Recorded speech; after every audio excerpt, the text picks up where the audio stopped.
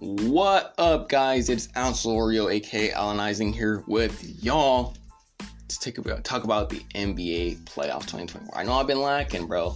I have been lacking. Haven't dropped a lot of NBA episodes, but now I'm out of school, so I'm going to drop more consistently. And today we're going to talk about the conference semifinals, man. To review my opinions on it, and then I'll give my predictions for the conference finals. But let's start off in the Western Conference, as the Denver Nuggets took on the Minnesota Timberwolves, and the Wolves won 4-3. So the first game, game one, Wolves went to Denver and beat them in a competitive game, 106-99, as Ant-Man scored 43 points, setting the first of the signs of what Minnesota was to become. Game 2 and 3 blowouts for both sides. Wolves blew out the Nuggets in Denver with their suffocating defense that gave them problems.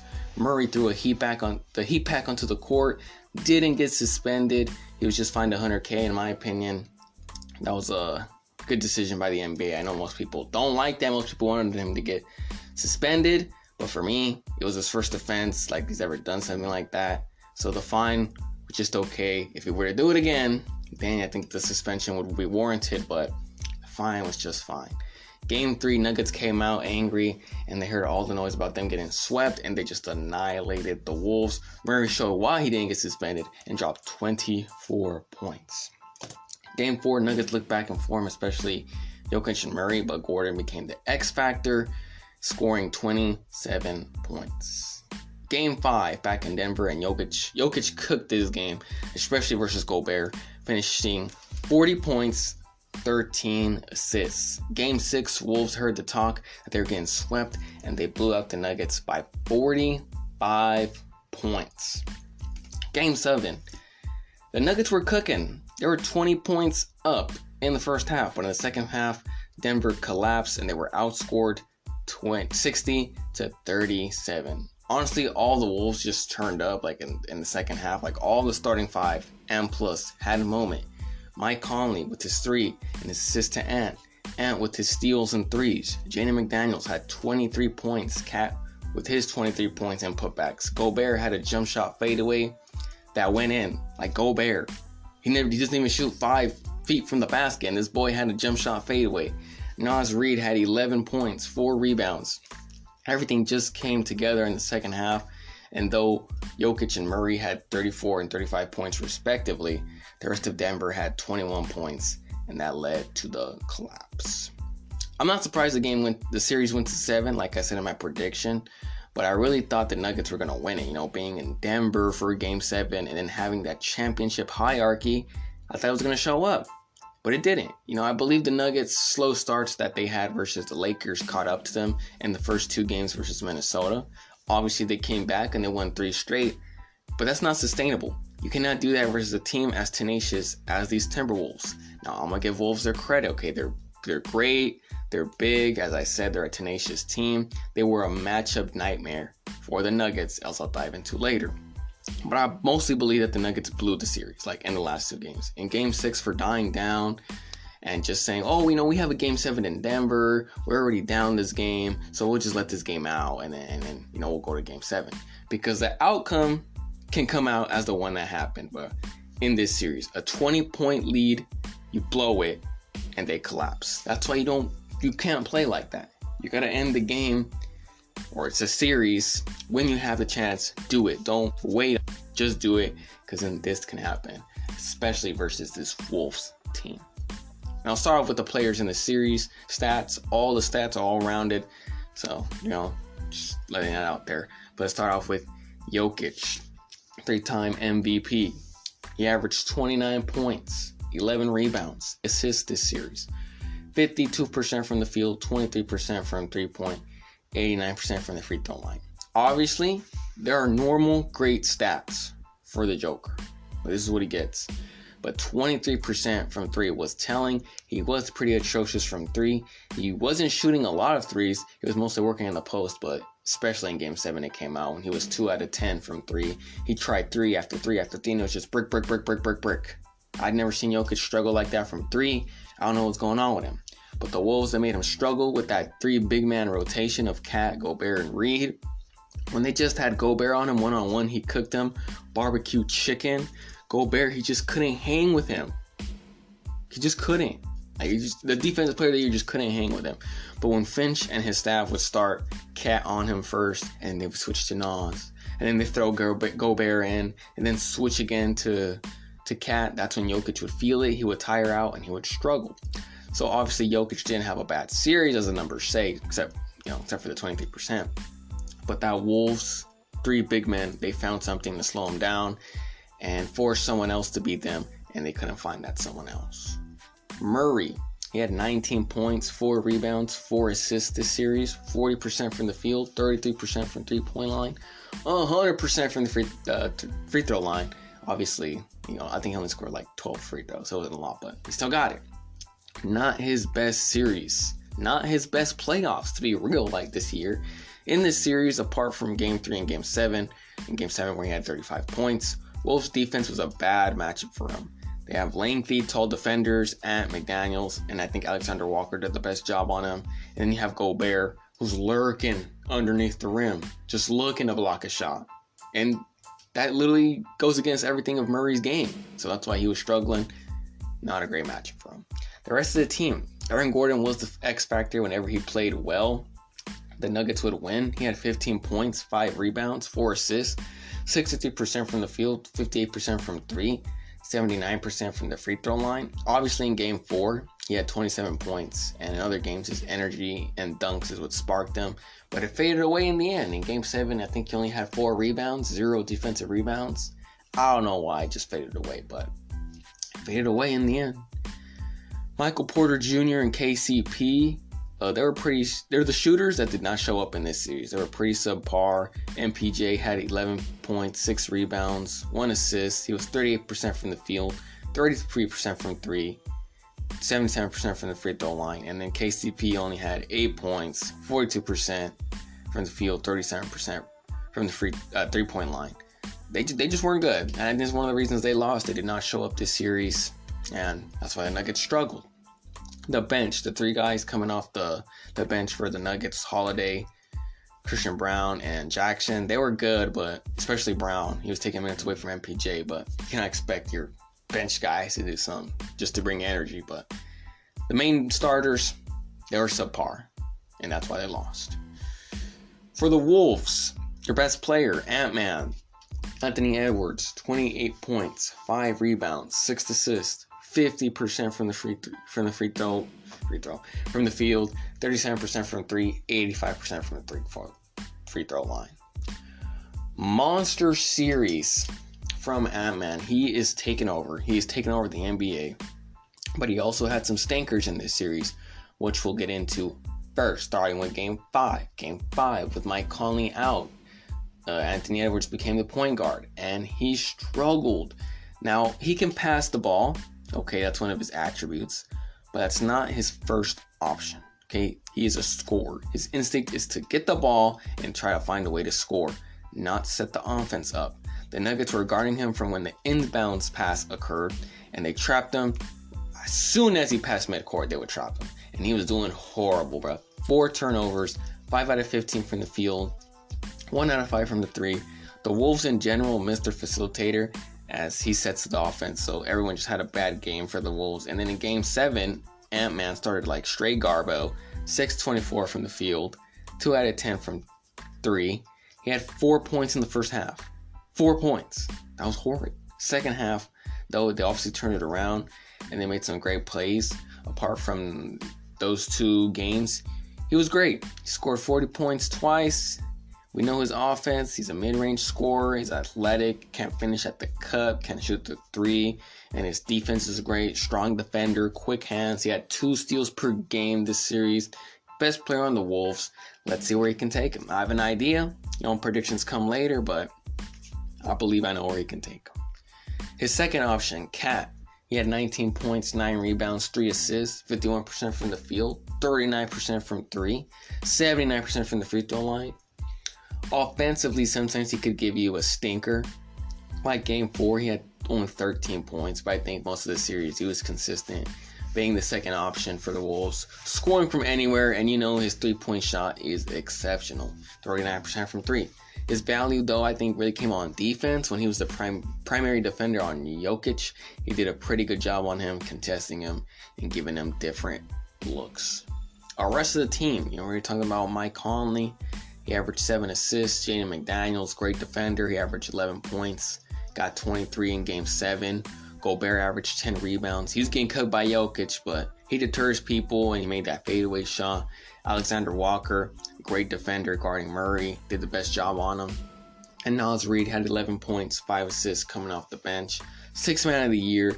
Great energizer bunny. That's why he's the 6th man of the year. And defensively helped with Jokic. He blocked Jokic a few times. So Wolves in general, they're just a bad matchup for the Knicks. And I think it's what pushed them over the edge. They're just a bad matchup. And they win. They won in 7. Switching on, but staying in the Western Conference, the Dallas Mavericks versus the OKC Thunder, as the Mavs won 4-2. Game 1, OKC started with a win at home as the Thunder had a lot of free throws in the first half. They had 20 free throws. And then Shai Gilgeous-Alexander scored 29 points. Game 2, Mavs evening out by shooting under 50% from 3. Game 3, Mavs win at home with Luka getting 22 points, 15 rebounds. Game 4, Mavs led the whole game and missed free throws that OKC takes advantage of and wins to make the series 2-2. Game 5, Luka goes for a triple-double of 31 points, 10 rebounds, 11 assists, and the Mavs turn into Lob City. Lobs everywhere, as Derrick Jones had 19 points, and he had 19 points, so he won the game. But he didn't win the game basically for him, but he had 19, and that was a big thing for Game 5. In Game 6, in the fourth quarter, Mavs were spraying the ball to different scorers, and for OKC, Shai was doing most of the scoring. I think only 4 points came from anyone else, and he fouled. Shai Gilgeous-Alexander fouled PJ, who made clutch free throws to win the series. Overall, though the series finished in 6, I think it could have been in 5. Looking at the games, Mavs were just better, just a better team. Only game where OKC, you could say, was better than them was Game 1, and then in Game 4, Mavs just lost because they missed free throws. That's the reason they lost. The Dallas showed why they were the better team versus an experienced young OKC team. Low-key, I don't know for y'all or just me, but the series was low-key boring to watch. I think it was because the first few games, it was just inefficient scoring, and it was just so bad. I was just brick after brick, and I think maybe that's why it got really boring, because looking at the stats, and I'll tell you guys right now, it was just brick after brick, so inefficient scoring, and I hate that for basketball. I just don't like when it does that. Except for Game 6 and Game 4. Those are good games, but the rest of the time, I'm what is going on? Why are they bricking so much? This is the playoffs, guys. What are we doing? Let's start off with the star for the Mavericks, Luka, who in this series averaged 25 points, 11 rebounds, 9 assists, 2 steals, 45% from the field, 39% from 3, 74% from the free throw line. He almost averaged a triple-double for his in the series. For his shooting splits, 45% not bad, and 39% is obviously good, especially from what he was in the beginning of the series. First game of the series, excluding Game 2, he was extremely inefficient. He was going 6 out of 19, 1 out of 8 from 3, 7 out of 17 from the field, 1 out of 4 from 3, and then he was going 6 for 20, 2 and 9 from 3. And I was what is this guy, why is he shooting so inefficiently? But for Game 5 and 6, he was efficient, going 54% from the field, 45% from 3, and 60% from the field, 68% from 3. This could also be, why he was inefficient in the beginning is because he was injured. I hella forgot about that for a bit. And since the Clippers series with his knee sprain, and then he had ankle soreness or whatever, so that probably slowed him down in the beginning. But then when he started getting on his feet, started healing, it's when he would get better and he became more efficient. Luka has had the highest usage rate in his career at 35.6%. In this series, he was 28% usage rate. He is the centerpiece of the Mavs offense. Obviously, everything goes through him, the points, assists, rebounds, everything.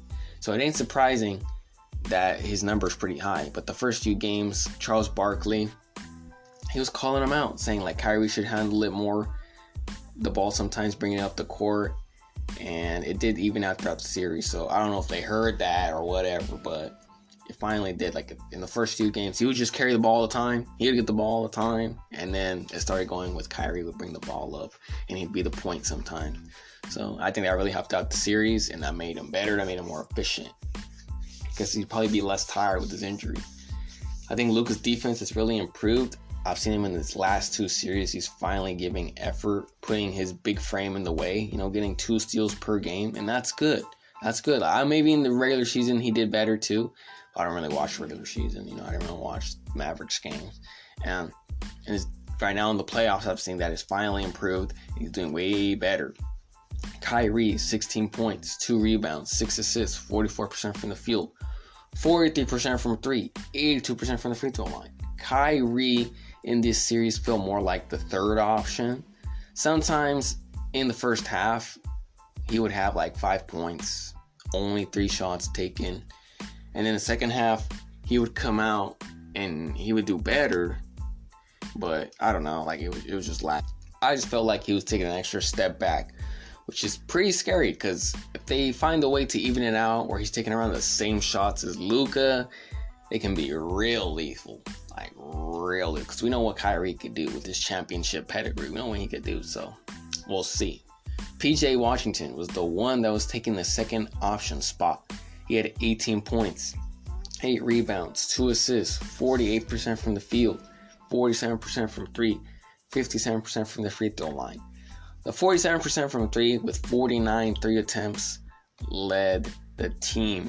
This one made PJ the second option in this series. OKC, they were collapsing the paint on Luka and Kyrie, and then PJ, he was always in the corner. He was waiting for his pass, and to his credit, he made the shots, and obviously his defense and rebounds is what helped him out tremendously. Rest of the team, Derrick Jones was good. He made big shots and he had good defense. 19 points in Game 5.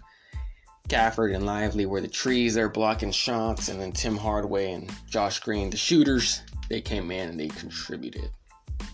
Shai Gilgeous-Alexander, 32 points, 8 rebounds, 7 assists, 2 blocks, 51% from the field, 55% from 3, 89% from the free throw line.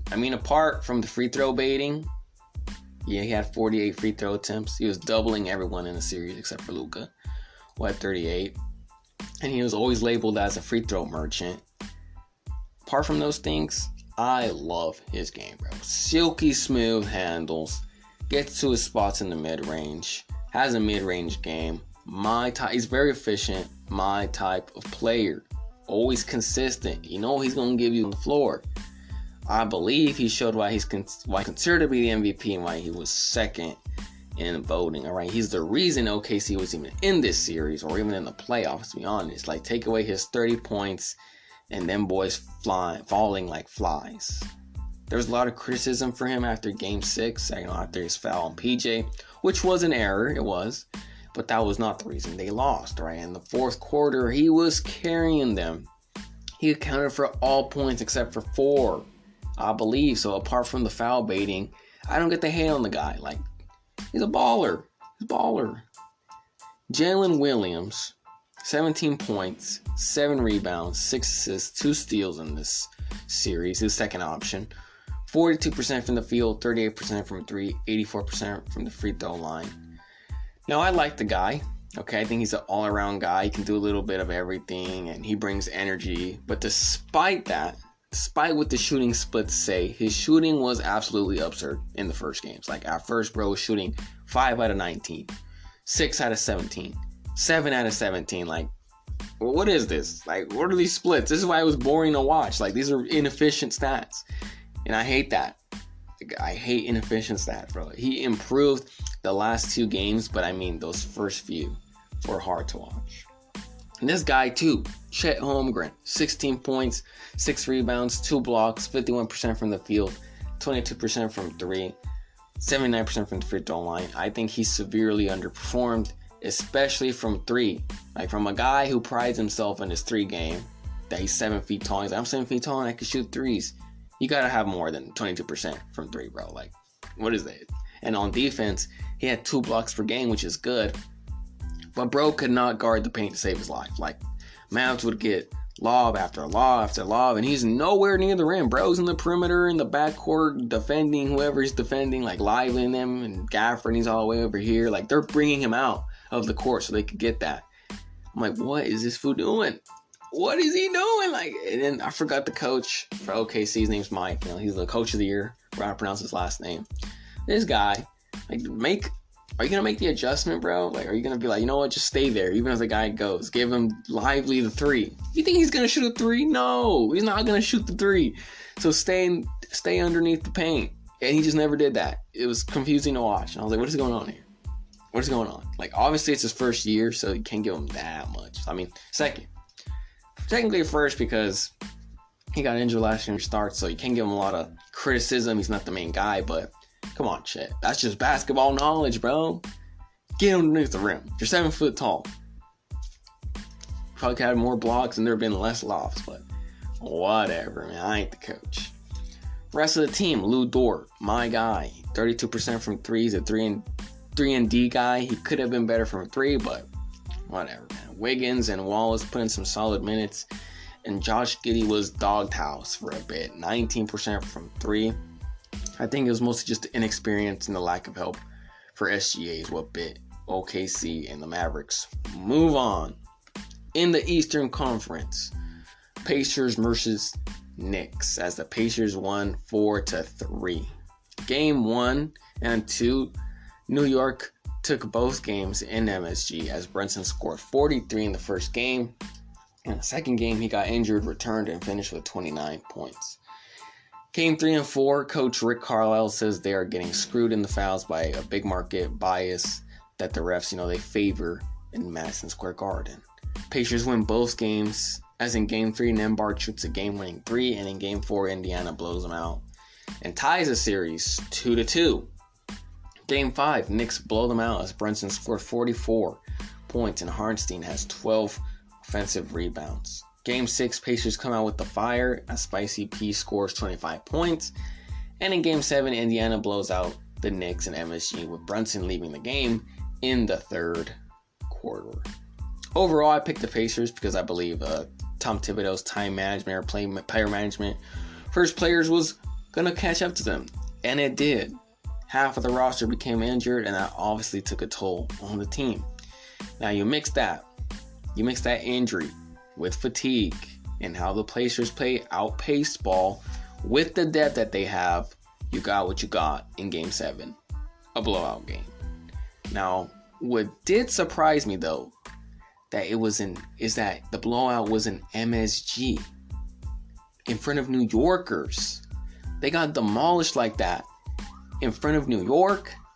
That's embarrassing. But funny, but embarrassing, because don't New Yorkers pride themselves on, oh my God, the MSG's rocking, one of the loudest stadiums. It's a fortress out here. You can't beat us out here.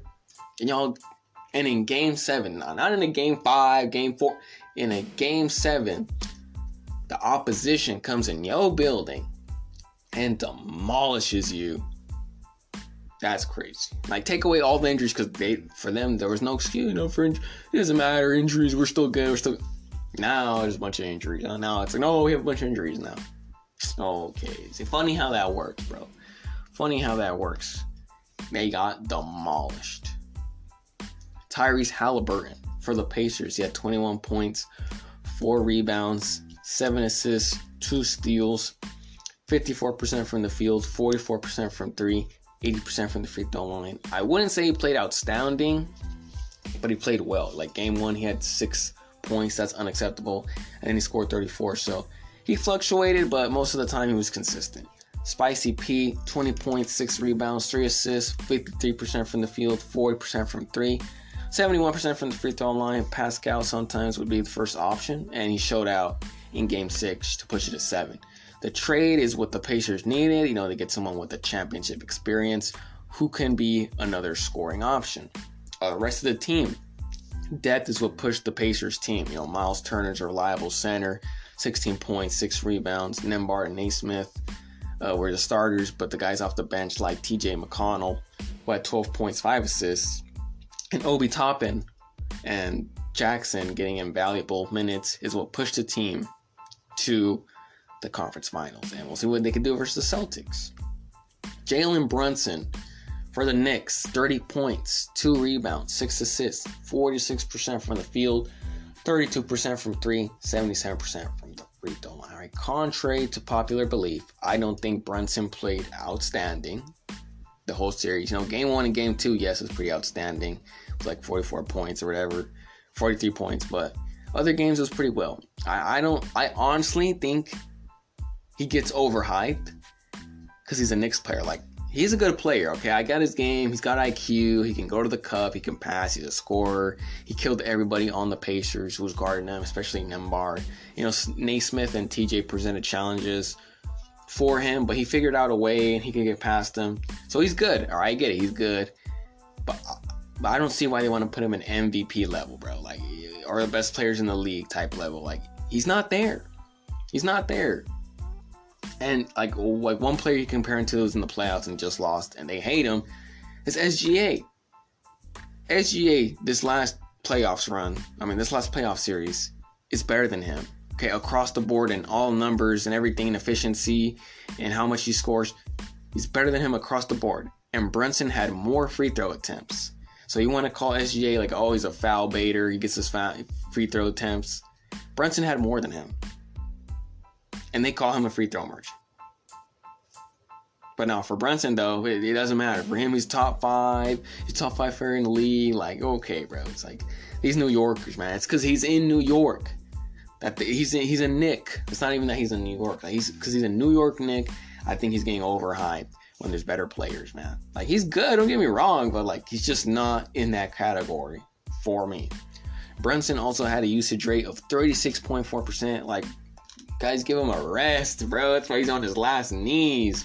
Now you can say, oh, see, okay, now you're making fun of him. Now you're saying he has all these points, but he's tired. Well, that's your fault, bro. Let's tell him Thibodeau's fault. Rest the guy for once in a while. Maybe he'll give you better stats. Like, come on, man. Like, this is why I don't like the Knicks, man. Like, they're so weird. They're weird, but the other Villanova boys, DiVincenzo and Josh Hart, 23 points, 5 rebounds for DiVincenzo, and 13 points, 11 rebounds for Hart. Main core of the team, Hartenstein, he was getting 10 rebounds per game, and he had that 12 offensive rebounds in game 5.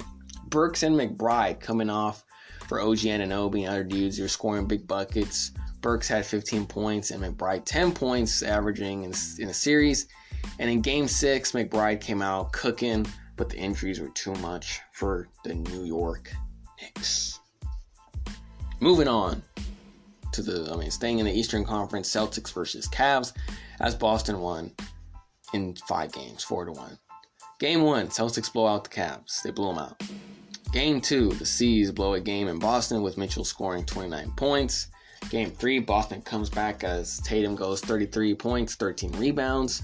Game 4, Mitchell's out. Celtics win with Tatum going for 33 points, 11 rebounds. And then Game 5, Donovan Mitchell out again. And the Celtics close it out as all the starters scored more than 10 plus points. Overall, I ain't gonna lie to y'all, this is the series I least paid attention to because I expected the Celtics to win, and handily. I expected them to get to the finals pretty easily. This series, okay, the Celtics, they are a better team. I thought in 6 because they always blow a game, due to their overconfidence or whatever mind games they play with themselves. I don't trust them, but whatever mind games they play with themselves. And then with Mitchell going out, Cleveland had no shot. They fought hard, but they had no shot. So that's why the game went to 5 instead of 6. Maybe if Mitchell stayed, maybe it would go to 6. They'd probably give him another game. But without him, no chance. C's move on. Jason Tatum, 27 points, 10 rebounds, 6 assists, 2 steals, 44% from field, 28% from 3, 95% from the free throw line. Boy was straight terrible from 3. Brick after brick. It might get used to now. It might be fine right now.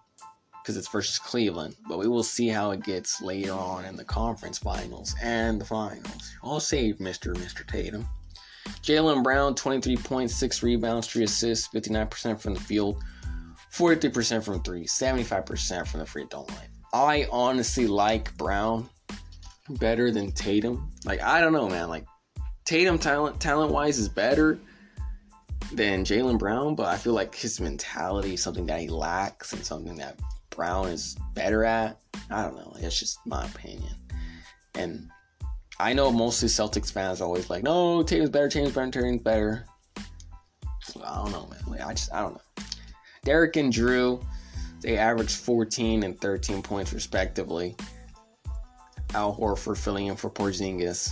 Stacked team, bro. Donovan Mitchell, he had 32 points, 6 rebounds, 3 assists, 52% from field, 50% from 3, 88% from free throw line. He was playing pretty great before his injury, but even if he stayed healthy, I think it wouldn't have been enough for the Celtics team. Rest of the team, Mobley, he had 21 points, 10 rebounds. Darius Garland, 17 points, 6 assists. He was okay, but it's not enough for the Celtics. NBA Conference Finals predictions, right? In the East, Celtics versus Pacers. I'm going Boston in 6. Okay? The Celtics should have no excuses not to get to the finals. Okay? And I might say to win it as well. They got no excuses.